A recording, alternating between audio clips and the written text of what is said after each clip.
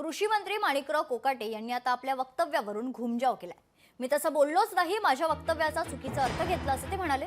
सगळ्या नुकसानीचे पंचनामे करायचे सांगितले आहे, जिथे काहीच नाही त्याचे पंचनामे करता येत नाही। मी जे खरं आहे ते बोललो, त्यात गैर काय असं देखील ते म्हणाले।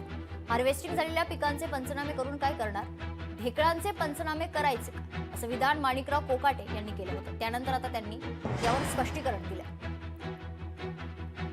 ज्या हार्वेस्टिंग झालेले त्यांची तर पंचनामे करून काय करणार आहे? ढेकळाचे पंचनामे करायचे का? नाही कांदे वगैरे ज्या पोळी वावरात कांदे खराब होत चालले वावरात आहेत त्यांचेच पंचनामे होतील। जे घरात आणून ठेवले त्याचे पंचनामे नाही करता येणार। त्याचे पंचनामे करणं अवघड आहे, ते नियमात बसत नाही। सांगितलं नाही कांदा काढून पडलेला आहे शेतामध्ये, जो काढून पडला आहे शेतात कांदा असेल तर त्याची पंचनामे करते। शेतात जे काही पिकं असतील त्याचे पंचनामे रीतसर होतील। काही ठिकाणी कांद्यांची लागवड आहे तर कांद्याचं नुकसान शेतामध्ये झालंय, पण बऱ्याच ठिकाणी या ठिकाणी शेतीमध्ये माल कमी आहे।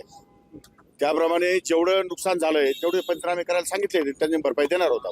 पण त्याच्यात तुमचं वाक्य असं होतं की हे सगळं तुम्ही उचलून घरी नेलंय, इथं काय आता काय ढेकळाचे पंचनामे करायचे? नाही, काही ठिकाणी आता जर नांगरट जर काही शेतकऱ्याचं नांगरटी करणं काम आहे त्यांचं, शेतीची मशागत करण्यासाठी नांगरटी करावीच लागते।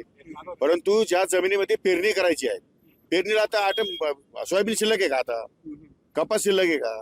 सोयाबीन नाही, कपास नाही, त्यामुळे मेजॉरिटी फळबागा उभ्या आहेत आणि फळबागाचं नुकसान झालेलं आहे। पण मग हा शब्द खटकतो ना, अजून तुम्ही त्याचा अर्थ वेगळा घ्यायचा, मी काय करू? काय ढेकळाचे पंचनामे का? हा शब्द अरे पण ज्या चुकीचा आहे. ठिकाणी जमिनीवर काहीच नाहीये तिथं पंचनामे करून काय करणार? आत्ताच मी एक मंत्री महोदय सांगत होते पंचनामे काय ढेकळाचे करायचे का, त्यामुळं पंचनामे करण्याच्या दोन पद्धती आहेत। एक म्हणजे उभ्या पिकाचं नुकसान किती झाले, यावेळी असं झालं की पीक निघालेलं आहे बऱ्याच ठिकाणी आणि ते वाहून गेलेलं आहे, पाऊस एवढा झालेला आहे की पंचनाम्यामुळं आता त्यात शेती करणं अशक्य आहे, त्याचेही पंचनामे केले पाहिजेत की शेतकऱ्याचं एक पीक जाणार आहे, त्यामुळं ढेकळाचेच पंचनामे मोकळ्या जागेचे केले पाहिजेत।